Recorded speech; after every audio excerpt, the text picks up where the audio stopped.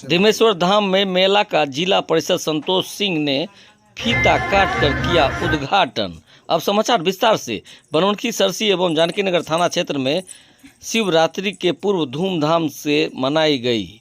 महाशिवरात्रि को लेकर शुक्रवार से ही चारों ओर भक्ति का समा बंधा रहा। सभी शिव भक्ति में लीन रहे। शुक्रवार की रात्रि शिव विवाह के पश्चात लोग शनिवार को भी भगवान त्रिशूलधारी को जलाभिषेक कर अपनी मन की कामना के लिए शनिवार की अहले सुबह करीब 4 बजे से देर शाम तक धीमेश्वर धाम बनमनखी में जलाभिषेक करते रहे। इस बाबत मेला संचालक के साथ सभी सुरक्षाकर्मी तैनात दिखे। बनमनखी क्षेत्र के इस मेला से सभी को लगाव है। नमस्कार, आप देख रहे हैं आवाज आपका और आपके साथ है एमएस परदेसी। जी हां, बनमनखी अनुमंडल में है। इतिहास के पन्नों में दर्ज है। बनमनखी का नाम सुनते ही कम से कम धर्म की बात तो सामने आ जाती है।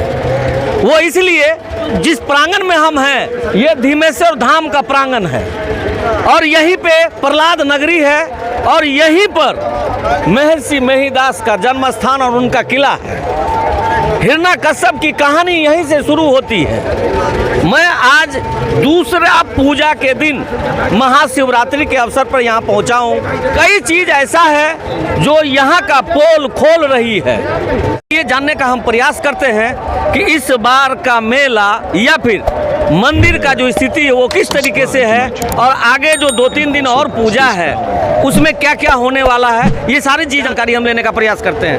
सर, सबसे पहले हम आपका परिचय लेना चाहेंगे। मेरा नाम कमलेश्वरी प्रसाद सिंह है। मेरा घर धीमा पड़ता है। मैं यहाँ का व्यवस्थापक हूँ। मंदिर धीमेश्वरनाथ महादेव मंदिर कमेटी का व्यवस्थापक हूँ। जी, इस बार का मेला किस तरीके से देख रहे हैं आप, कैसा लग रहा है?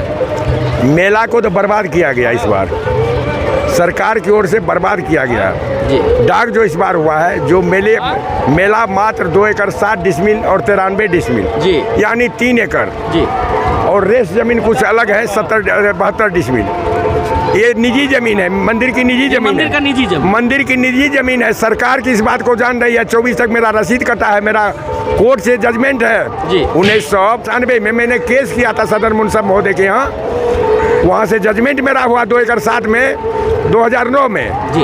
एसडीओ के मैंने दिया कि इसको खाली किया जाए। एसडीओ साहब उस पर लिख भी दिए कि ये 2 खेसरा 3584 और 3585 इस पर बात नहीं किया गया, इसलिए रेस्ट 2 एकड़ 60 के बाद 2 खेसरा पर लगाया जाए जी।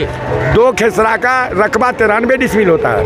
सीओ के यहाँ मैंने 14/9/23 को आवेदन दिया था कि मेरी निजी जमीन है, आप इस पर गलत लगा रहे हैं।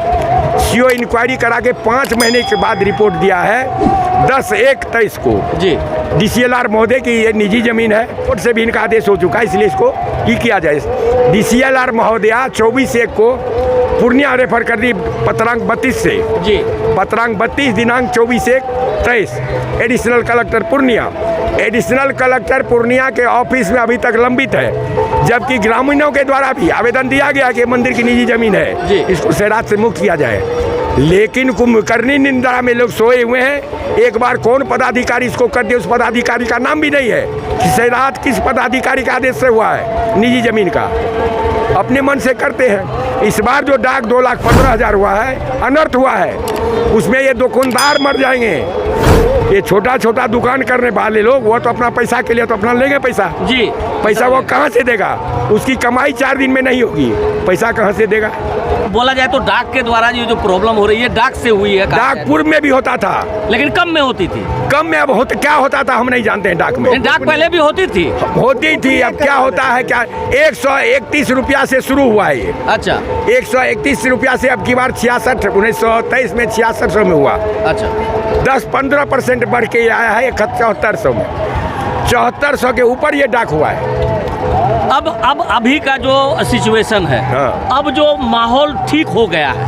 अब बोला जाए अगर तो मेला का माहौल ठीक हो गया है, आपका मंदिर का जो व्यवस्था है वो सुचारू रूप से चल रही है, क्या कहना चाहेंगे लोगों से? सवाल है सरकार को, उच्च पदस्थ सरकारी जितने भी पदाधिकारियों को यह सोचना चाहिए, इंक्वायरी करनी चाहिए कि वास्तविक स्थिति क्या है। इस मंदिर को मात्र 2 एकड़ 60 डिसमिल जमीन है जी। 93 डिसमिल पार्वती मंदिर के निर्माता हर पट्टी के आदमी खरीदे थे, जो कि मंदिर में दान दिए हैं 93 डिसमिल। रेस 73 डिसमिल जमीन इनको लोगों ने दान दिया है, मंदिर से भी खरीद हुआ है। मंदिर को उतना अर्थ नहीं, सरकार इसमें कोई भी योगदान नहीं है, मंदिर से ही आखिर इस पैसा का उपयोग यदि मंदिर को मिलता, मंदिर का विकास होता। हाँ, अभी तक बहुत विकास हुआ है। ये लोगों के से इतना भी जो विकास हुआ, यहाँ कुछ नहीं था। इस धीमा मंदिर में 72 के बाद ये धर्मशाला बना है, ये गेट हुआ, घेरा हुआ है, सारा चीज जमीन भराई हुआ है। 15 लाख का जमीन में मिट्टी भराई हुआ, जो 9 फीट गड्ढा था। ये गड्ढा तो बहुत था। जी हाँ, गड्ढा बहुत, आप लोग भी देखेंगे, लोग पानी में आते थे मंदिर में। इतना किया कि सरकार को चाहिए कि बल दे के इसको विकास के लिए उसको छोड़ा जाए। जी। जो जेन्युइन है, जेन्युइन नहीं है तो ले लीजिए। नहीं जेन्युइन, सिंहेश्वर को 352 एकड़ जमीन है। जी है, जी है। मेरे यहाँ 2 एकड़ 7 डिसमिल है। जी। 2 एकड़ 7 से मैंने इतना बढ़ाया, 92 से लेकर इसको आज तक बढ़ाए हैं। तो सरकार को भी सोचना कि हम सहयोग करें। आप पैसा नहीं देते तो मेरा पैसा काहे ले रहे हैं? ये बात भी सही है। जब आप पैसा नहीं पैसा नहीं दे रहे हैं तो पैसा मेरा क्यों ले रहे हैं? मेरा क्यों ले रहे हैं, इसको तो सोचिए। जी जी जी जी, अरे आप भी पहले मानव है तब पदाधिकारी है। बराबर। आप मानव है, मानवता को तो सोचिए कि भाई मेरी जमीन नहीं है, क्यों किए, कौन पदाधिकारी इसको किए, उसका नाम उजागर कीजिए। किस आधार से उन्होंने इसको किया? मतलब बोले तो पूरा का पूरा दाल ही काला है। दाल ही काला है। मनमानी कर जी बस। जी, बहुत बहुत धन्यवाद आपका। चूंकि धर्म से जुड़ी अगर कोई बात होती है तो लोगों को चाहिए श्रद्धा के साथ उसके साथ में खड़े रहे और सुर में सुर जयकारा लगाए। लेकिन यह तो मामला ही कुछ और है। समझ में ये आता है कि कहीं ना कहीं घोटाला पे घोटाला आए दिन होता आया है, अब नहीं होगा। आप सभी का बहुत बहुत धन्यवाद जो आप लोगों ने सही समय पर सही काम किया। दिमेश्वर धाम से MS परदेसी।